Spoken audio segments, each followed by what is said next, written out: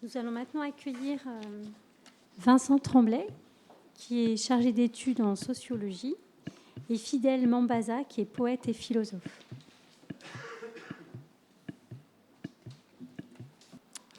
Du coup, merci beaucoup pour la présentation, merci de nous accueillir.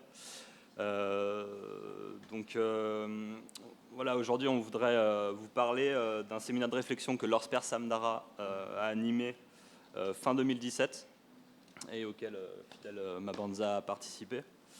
Donc peut-être juste en 30 secondes vous présenter Lorsper Samdara. Donc, on a un observatoire national, on travaille sur les questions qui lient santé mentale et vulnérabilité.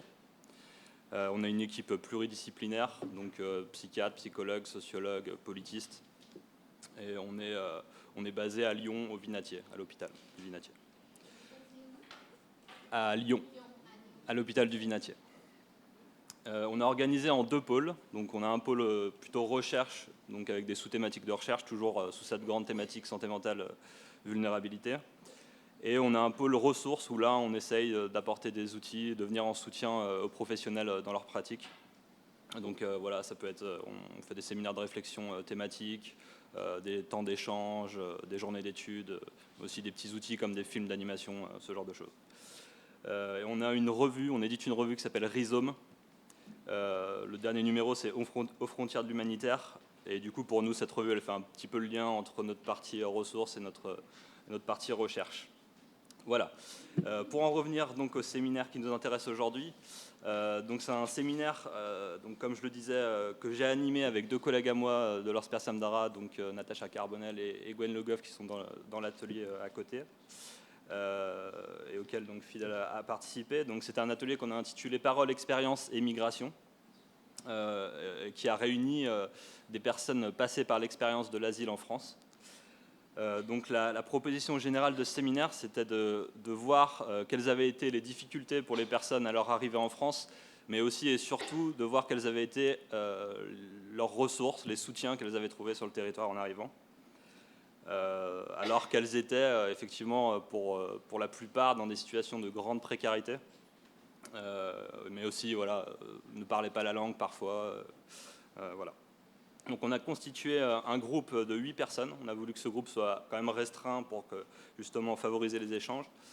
Donc 8 personnes passées par l'expérience de l'asile en France pour s'exprimer voilà, sur leur expérience et porter une réflexion commune sur leur expérience. Donc ce groupe, il comprenait 7 hommes et une femme, donc avec des parcours divers. Donc voilà, certaines personnes étaient venues accompagnées de leur famille, d'autres étaient venues toutes seules. Certaines personnes étaient allophones en arrivant, c'est-à-dire qu'elles ne venaient pas de pays francophones et du coup elles ont dû apprendre le français en arrivant. D'autres parlaient français, ce qui a pu faciliter aussi certaines choses. Voilà. Et au moment de ce séminaire, il y avait 6 personnes qui avaient leur statut, qui étaient en situation régulière en France, et 2 personnes en situation irrégulière. Les pays pays d'origine des participants de ce séminaire étaient les suivants, donc Albanie, Côte d'Ivoire, Éthiopie, Kosovo, Guinée, République démocratique du Congo, Syrie et Tchétchénie. Donc, dans le cadre de ce groupe, on a fait le choix de ne pas aborder les raisons qui avaient contraint les personnes au départ, ce n'était pas l'objet, hein. Ni d'ailleurs le parcours migratoire. L'idée, c'était vraiment de se concentrer sur l'accueil, entre guillemets, en France, l'arrivée en France, et ce qui avait pu faire soutien. Les difficultés rencontrées par les personnes ont été maintes fois évoquées. Je crois que tu en diras peut-être 2 mots juste après. Donc il y a eu 8 rencontres d'octobre à décembre 2017. Donc à chaque début de rencontre, la thématique elle était choisie par les participants. Donc elle était discutée et choisie par les participants. Les thématiques abordées, elles étaient choisies ensemble. Donc on a pu être en tant qu'animateur force de proposition, mais c'est vrai qu'à chaque fois, voilà, on a le souci d'essayer de choisir des thématiques. L'idée, c'était vraiment que les participants du groupe s'approprient le plus possible ce groupe. Voilà. Donc on a aussi garanti l'anonymat aux personnes si elles le souhaitaient. Et aussi on a tenté de créer un cadre le plus accueillant possible, c'est-à-dire avec des petites choses, mais qui peuvent avoir leur effet, comme voilà, un accueil café, des petits gâteaux, voilà. Choses qui peuvent sembler modestes, mais qui peuvent avoir quand même leur importance.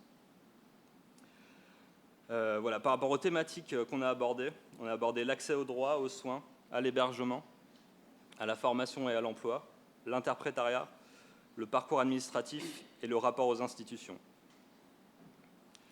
En tant qu'animateur, donc on était 3, on a tenté d'être le plus en retrait possible par rapport aux échanges. L'idée, c'était vraiment de laisser le plus de place possible aux participants, toujours dans cette optique qui s'approprie le groupe au maximum. Dans la même optique, on laissait la parole circuler librement, sans aucune obligation de s'exprimer sur tel ou tel aspect, sur telle ou telle thématique. Ce qu'on a vu, c'est que les personnes ont pris la parole assez facilement. Au bout de la 2e séance, il y avait une écoute attentive de chacun, un intérêt particulier pour ce qui était dit. Voilà, peut-être un dernier point par rapport au contexte de ce séminaire.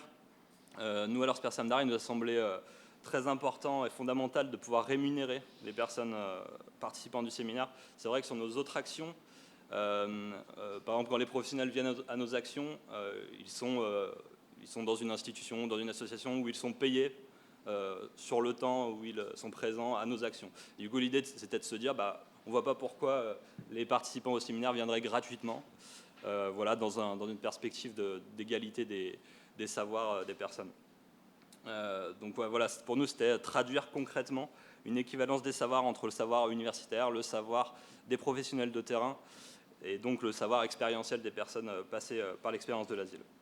Donc le postulat, c'était vraiment de se dire que ces personnes, donc les personnes passées par l'asile, ont des choses à dire et à apprendre à la fois donc aux professionnels qui les accompagnent, mais également au pouvoir public. Il y aura d'ailleurs un rapport qui est en train d'être finalisé, mais qui sera publié et diffusé largement par rapport à ce séminaire.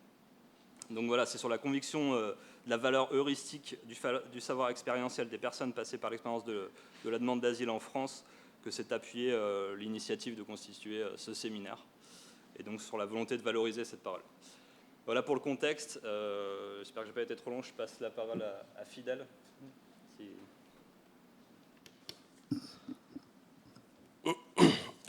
Vous m'excuserez si ma voix... Ah ben heureusement, je pense tout le monde m'entend, parce que je n'ai pas une bonne voix en ce moment. Premièrement, moi, je voudrais dire merci en votre présence. Je voudrais dire merci à l'Orsper Samdara par rapport à ce séminaire qui a été mis en place. D'autant plus que généralement, nous sommes en recherche. Personnellement, je dirais, parce que, comme vous devez le savoir, il est difficile de porter la voix de tout le monde.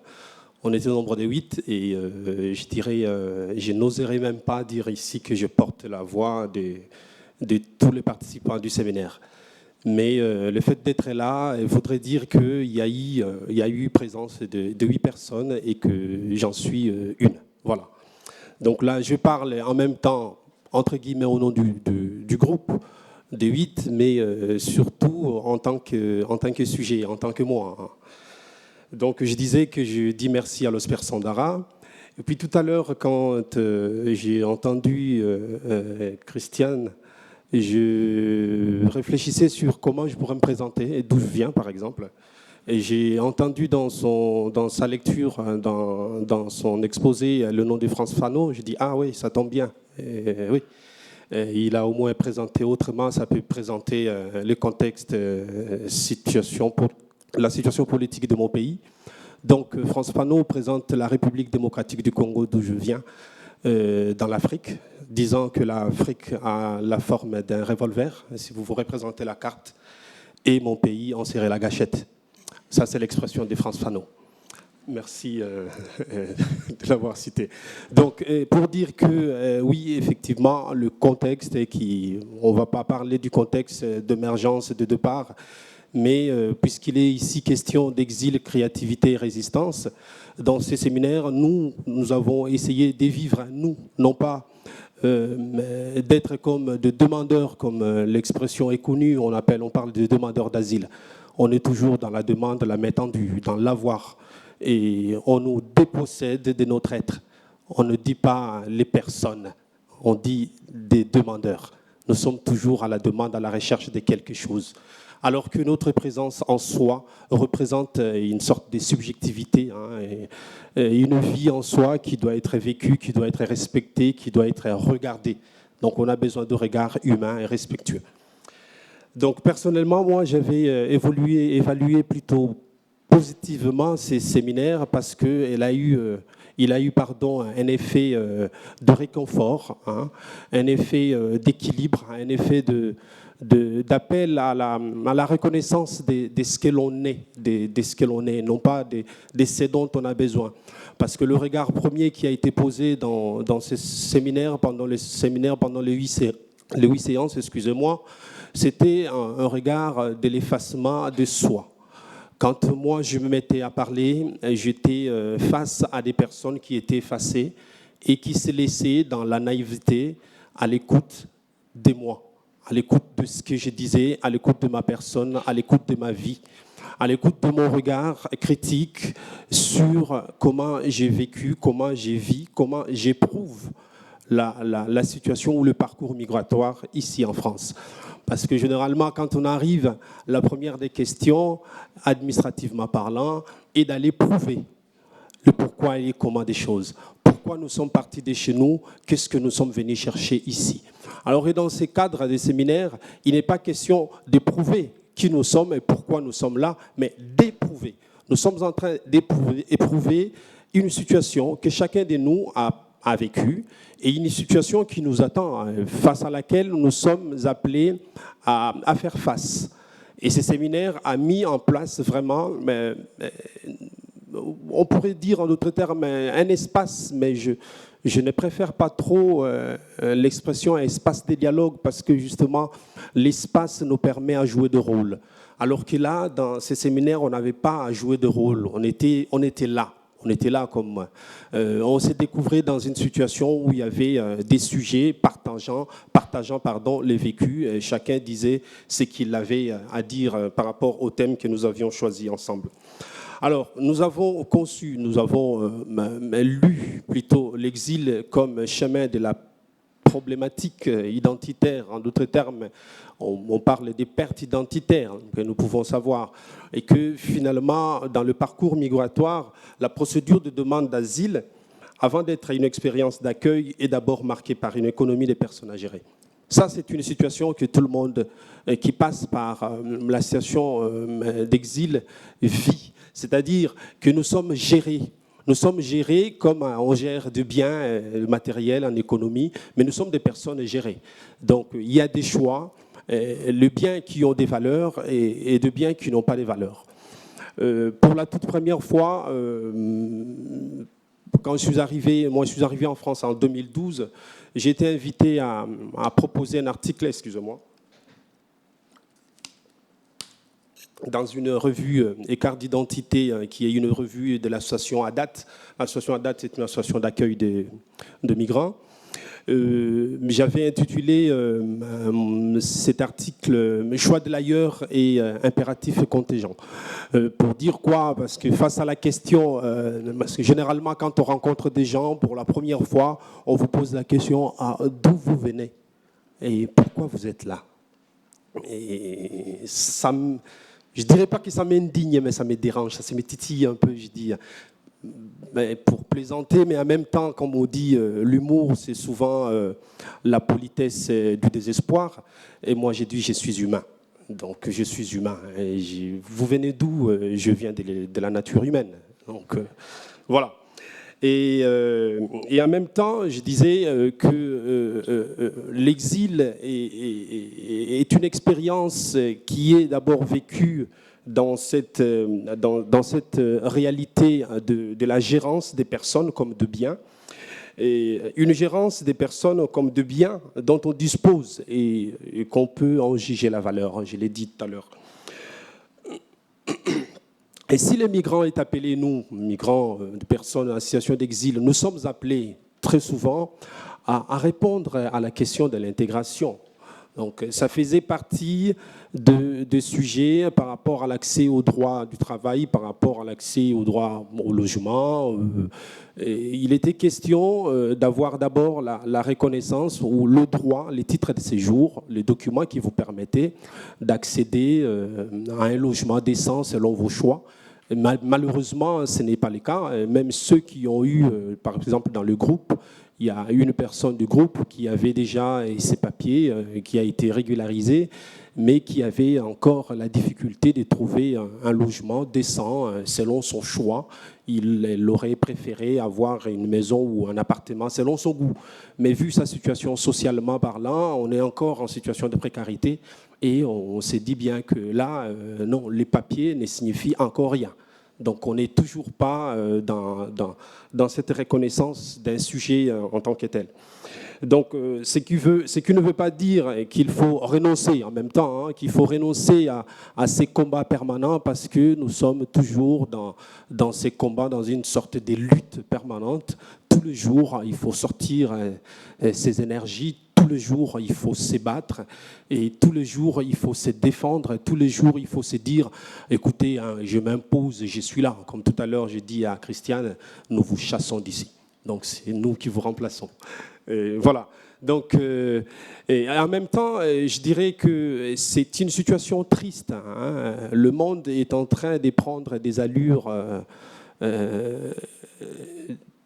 inhumaines. Donc, je dirais ça. On est en train d'animaliser, même plus qu'un animal, les êtres humains. Alors que on verrait la violence entre les animaux n'est pas la même violence qui est vécue entre les hommes, alors que nous, les êtres humains, on s'est dit, nous avons la raison, nous pouvons réfléchir, revenir sur nos actes, réfléchir sur ce que nous faisons.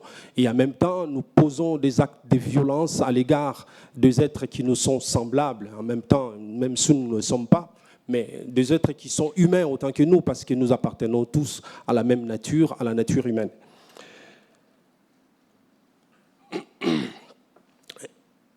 Mais il y a quand même une situation qui est très concrète. C'est que le fait de partir de chez soi et d'aller ailleurs, d'aller vivre ailleurs, de s'intégrer, entre guillemets, dans cette société, de vivre les valeurs, de partager les valeurs de cette société, moi, en tant que personne qui suis venue d'ailleurs, je me pose d'abord la question de savoir si effectivement l'identité à moi, qui est cet autre soi narratif, est une identité qui se définit dans le lieu de vie dans lequel je suis. Est-ce que c'est en France où je dois me définir en tant qu'une identité, un autre soi, ou c'est la France qui doit s'accepter, de s'intégrer en acceptant ce que je suis différent de ce que c'est que la France? C'est une grande question à laquelle on ne réfléchit pas beaucoup et que souvent, pour éviter cette réalité, pour éviter, entre guillemets, ces conflits, ce que l'on demanderait à l'autre, c'est « viens chez moi et adapte-toi parce que c'est moi qui t'accueille ». Et Camille, lui, disait tout à l'heure sur la question de l'accueil que l'expérience qu'elle avait faite avec son collègue à Calais, c'est d'être accueilli. C'est les personnes en situation d'émigration qui reçoivent, qui le recevaient et qui leur offraient, qui leur partageaient son café, son espace. Donc, c'est quelque chose qui devrait être intégré de plus en plus dans nos têtes.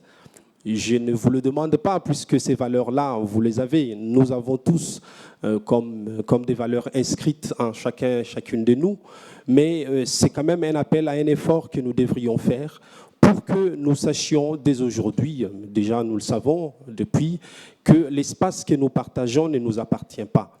C'est vrai que la notion des frontières, c'est une notion géopolitique, mais en réalité, l'espace que nous partageons ne nous appartient pas. D'autant plus que le jour où chacune de nous va mourir, il ou elle n'amènera jamais ne fût-ce qu'une portion de la terre dont il disposait ou dont elle disposait. Ça veut dire que nous sommes tous en situation d'émigration, nous sommes tous en situation de déplacement, des mouvements permanents.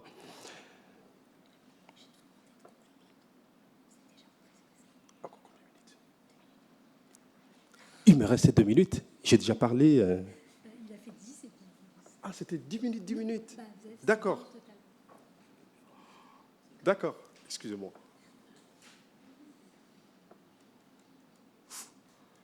Bon. Ce serait plus simple et plus facile. Oui, parce que si je suis là, j'étais en train de couper déjà pas mal de choses, mais bon. Voilà. Et ce que je dirais dans les 2 minutes qui me restent pour conclure, je me poserai plutôt des questions. Des activités qui nous aideraient à être en situation de résistance. Moi, j'avais cru que peut-être continuer. J'avais commencé à faire de l'écriture, de la poésie dans mon pays pour la jeunesse, pour des jeunes. Mais quand je suis arrivé en France, sans me poser la question sur mon activité de l'écriture, en poésie particulièrement, je pensais que peut-être ça allait m'apporter un soulagement. Mais en fait, je me rends bien compte que même l'écriture ne me soulage pas. Même la poésie ne me soulage pas. Mais il faut que je puisse sortir de moi, m'extérioriser pour me remettre en question dans l'écriture, dans la poésie, pour parler de ces mondes qui non seulement m'habitent, que j'habite aussi.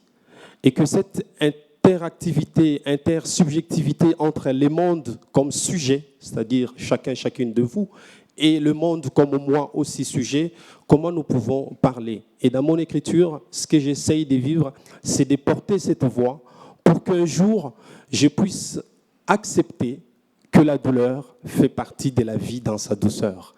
Et je disais une expression tout à l'heure, je ne sais pas si c'était avec Vincent ou quelqu'un d'autre, quand j'arrivais, j'étais mal accueilli tout de suite dans l'autre amphithéâtre, j'ai dit, je sors une expression là-dessus. Donc, je comprends la situation d'exil comme une chute du miel sur une épine. Une chute du miel, le miel a une douceur et l'épine fait mal. Et quand une goutte de miel tombe sur une épine, ça fait mal. C'est-à-dire que dans la situation, parce que dans le banc dans lequel j'étais, il y avait une pointe de clou sur laquelle je m'étais assis. J'ai dit, dans cet espace de douceur, voilà ma chute dans une épine. Merci.